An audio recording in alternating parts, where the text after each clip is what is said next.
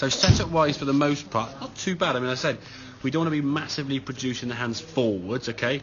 A little bit of shaft lean there is absolutely fine. Through your left shoulder is not a problem.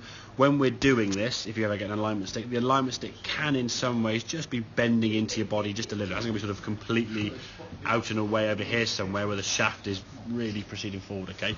But either way, both these sort of setups are pretty good. If we look at the sort of impact now as you come down, okay, at that point there now, I would say here, the club and the arm have sort of caught up here.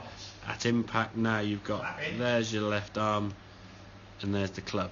If we look at this on the right hand side again, turn the foot out. You look at impact there now. There's impact there. Look at your left arm and club there. So what that one then is what you said to me a couple of months ago, I guess, which is you're not cracking the wrist. Yeah. So actually, the line is actually straight. It's not just on there. It's not elbows. Exactly. It feels elbowy, and that's why I'm not worried about you feeling elbowy, because that's whatever feels it works. It just keep doing what feels it works. As if I'm pushing through. Yeah, exactly. Because your elbow's not really leaving the body there, is it? It's not like your elbow's not bending. Okay, but you're almost like you're just pushing the ball. Like I was standing like that. Yeah, it really did. I'll be honest, a couple of shots it got a little bit that way, and I think they generally kind of came after you'd really thumped the ground behind the ball, and you're like, oh, I just missed the ground a little bit, and you almost add a bit of bend in that. But yeah, in terms of that movement there now, you can see it's just a nice kind of structure through there. There's no part of that club head now overtaking the hand until, well, probably about here somewhere, where the left arm and the club are almost in a straight line there. Whereas back here, I mean, they're almost in a straight line there. That's gone past your arm now already. Now it's overtaken. Yeah, hit a reasonable shot here. Gone a little bit higher maybe than we wanted to. And again, with some of the stuff we see on the golf course when the ball's teed up, you scoop underneath it, left foot scoop kind of thing, or you go under it. Okay. So when you're swinging that club, and if we look at that left foot movement there, left foot movement off the ground, foot spinning. Yeah, this was your before swing. Okay. If we look at this one here now. Because you've opened out that left foot, not really moving at all, is it? It's fairly stable on the ground there throughout the swing. If you look at this one here now, it's like Fred Astaire. Well, and I guess that's back to when I was starting with the drivers and the irons. Then exactly. The only way to let it move is to let the heel come around. Of course, exactly, and that's why I think when we sort of set you up in the first inning, way back when, was to have your left foot opened out and a bit back, but making sure the shoulders still remain square. And you said yourself, sometimes you feel you almost open everything and aim way left, and you hoik them to the left. Okay, we still want to get the shoulder alignment, address position to be kind of aiming towards your target. Hands you consider just a smidgen forward of the golf ball. Okay, there's a balance, and I think from memory last time in the summer, it was the summer last year, we're going to cross that bit there. We have some real sort of chunky ones. Your hands are you're like a cricket shot, and that's that sort of digging down. So you can definitely find that golfers can go from one side of the spectrum to the other. They can be too steep, they can be too behind the ball, they can therefore be too steep in the ball or too scoopy and shallow.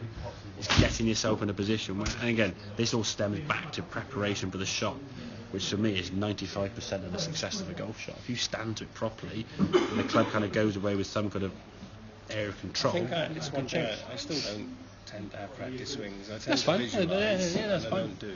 No. Certainly, I stand there and watch people do not on the tee, and I'm just going the ball down. I know what I'm going to do.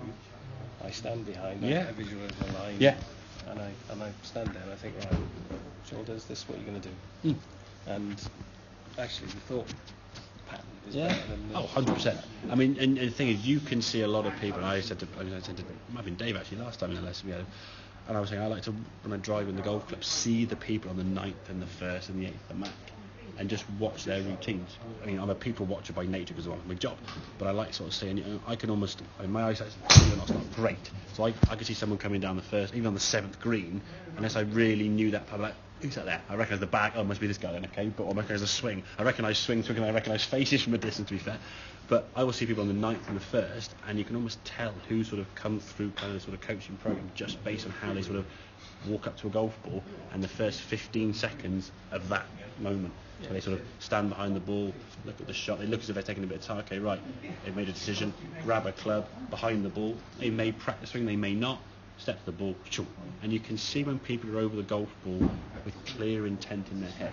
And you can see people over the ball there kind of a bit like guesswork all the time. When I get that half thing, that's where anything else, off the tee, with any club, off the fairway, off the rough, if it's like the watch says, you know, Yes. I can't get there. Yeah. You don't think about it. You just think, well, I just want the nicest strike, so I get as close as I can. Exactly. Yeah. I don't even think about, well, actually, I need to lift halfway, so I've got a full shot left, and maybe that's the difference. Yeah, that's something you could maybe look into, maybe. But at the all moment, you're doing is that first shot is like, and I've tried that. I've tried occasionally on some of the par threes when there's a bit of breeze to hit my 5-wood. And all I ended up, so particularly on the Mac, on the 15th. Yeah, went down the hill, yeah. And the end result of hitting my 5-wood off that tee is invariably the right-hand bunker. Okay. Because I try not to hit it too hard. Yeah, you try to be a bit tappy with it. Because I know if I catch it particularly well, on the road probably, yeah. 2 shots involved. Yeah, exactly, and a car going past the wrong time. Yeah, it's funny, isn't it? But that's what I think. So Okay. So it's interesting with that. But I think with that impact, and again, this is all about impact. But when you're playing fuller shots, there's a distinct movement this way because you're transferring your weight. So you never have that kind of scooping and behind the ball kind of mentality. And going back to what you said about when you try the ball harder, because you've got good hands in terms of playing golf, from your hockey back and other sports and stuff. You know the club face and the hands can work, and you get speed. A lot of hockey players get speed with their hands because when you play hockey, you can't really turn your shoulders and make a full shot.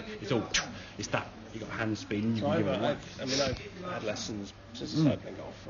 I've had lessons on 4 occasions, right? And I always remember the first time I was with Steve. I think it was. I can't remember his name. Yeah. And he said to me, he said I hit a high ball, and I think I always have hit the ball. Yeah, pretty high. Yeah.